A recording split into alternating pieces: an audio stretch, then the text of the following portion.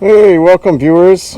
It's another weekend of branching out, and it turns out my D105 John Deere crapped right out. So we had to, I had to go out and buy a new one. Now this thing was almost $5,000. It's got a way bigger deck. It's got a 40-inch deck, and it's got a 24 horsepower motor. It's a Husqvarna, so it's a little wet right now, but I'm dying to give this sucker a try and see. She should cut my time in half. What it takes to cut the lawn back there. So I do like that it has this little extra bush bar on the front, because my other one didn't. Now you got to move the front end. You have somewhere to grab, and that's about it. So what we want to do this weekend is we're going to take care of those blueberries. So follow me and I'll show you what we're going to do. All right, now that you've seen my nice new Husqvarna tractor, so what we're going to do is, this is where I used to keep all my pine logs. And all my pine logs got rid of a lot of their bark, and dropped all their bark. So that'd make good mulch, and it's been sitting here for a couple of years now, so it's all breaking apart. That's good. What we're going to do is we're going to rake it up.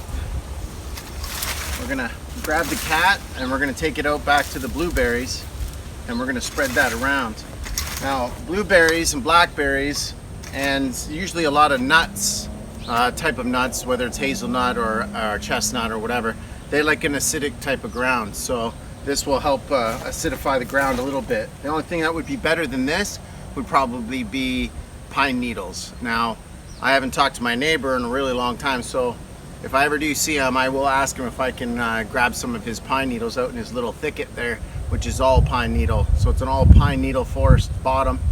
And that stuff would be ideal to use as a mulch and or a type of fertilizer for the blueberries, because they do seem to struggle without some kind of acidic ground or an acidic type fertilizer.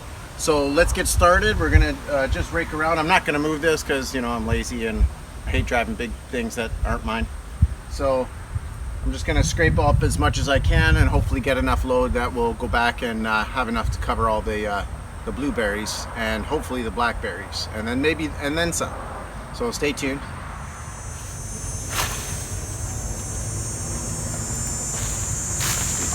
All right, that's good for now. We'll go check and see how much we got here. Now, I just wanted to point out, and I'm going to show you in 1 second, that even though there's all these big bark, stuff like that, that's not going to be your initial fertilizer. What's going to be your fertilizer is the stuff that was underneath it, this very fine, almost turned to dirt stuff. That's the stuff you want because it's already pre-broken down. So that's what we want. But the other stuff is good too, because it will slowly break down as the years go by, and it also keep the moisture in the ground, and we'll get some of this other stuff in there too to help fertilize those blueberries. So let's get out there, get some of this on the blueberries.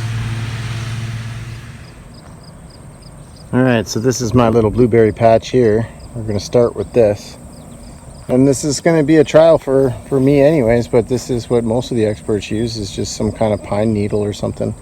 I don't know if it's either high or low in pH, but and I'm not really going to check it. I'm just going to put the bark in here and mulch it. So let's get started. We got our mulch over here, a whole bunch of this nice broken down pine bark mulch. There's pine cones and shells and everything, and it's been working its way down. Like, you know, it's not all, some of it's already been pre-worked, so that's good. So that's what we want to do. So let's get into it. Throw some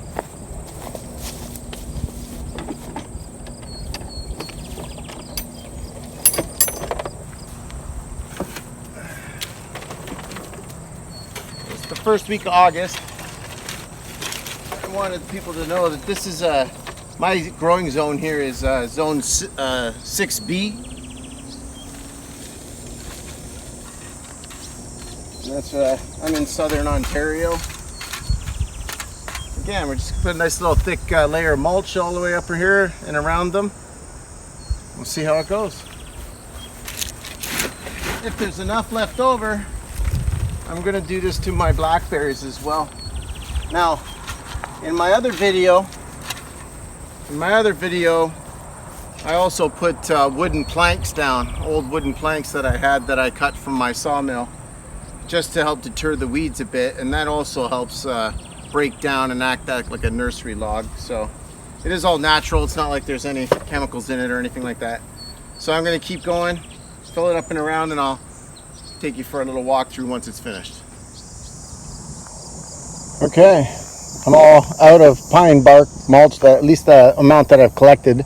There's a bit more if I really need it, but I think what I'm going to do is I'm going to add a little bit of this every year. But we will find out how well it does with the blueberries. I didn't get very many blueberries, but then again, these bushes aren't very big. But yeah, here we go. All the way up. And then even on to our left side here, we got our blackberries. So I decided to do a few things on the blackberries here too. Get some nice thick mulch in there. It's pretty thick, I don't know, 6 inches or so. But it's just, it's all about it breaking down and feeding that plant. So I got a couple of these canes here that I've been pushing back into the ground, so that when they hit the other side of the ground, it'll root, and I'll just snip it right in the middle. That's the best way to propagate a blackberry.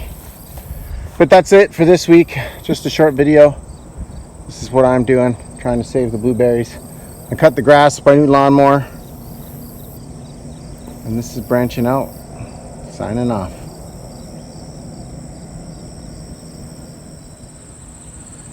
Little bonus clip. This is my zucchini I got this week. All good sizes. Got 5 of them. Make the guys at work very happy. So just want to leave that with you.